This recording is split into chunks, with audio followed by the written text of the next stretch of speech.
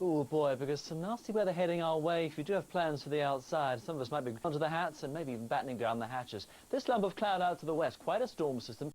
There's another one, and there's the first one, and it's almost like lined up. They're working their way through.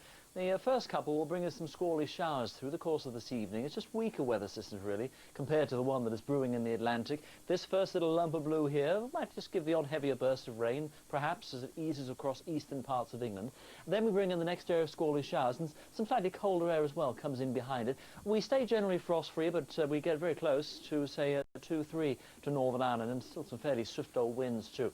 We start Saturday morning. Maybe you're outside early on, maybe walking the dog or something. Don't be surprised, it will be a damp start from parts of Scotland to the Midlands, and particularly across maybe East Anglia in the far southeast. This is the leftovers of that first weather system, just sort of staggering its way through.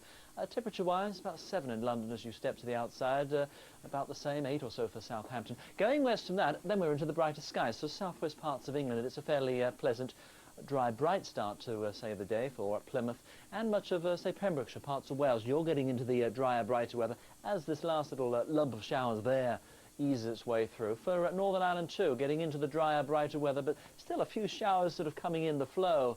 They'll sort of pepper their way in, and it's just sort of the bits and pieces of this first weather system, a week-old thing. It will eventually ease away. Then we get this little slot of, well, sort of a late morning to about lunch hour. It's not a bad-looking day, dry, bright. Then this thing, this big lump of colour here, quite a mean-looking beast of sorts, big mass of it, could be wintry over the hills of Northern Ireland. 7 to 10, these are the finishing numbers.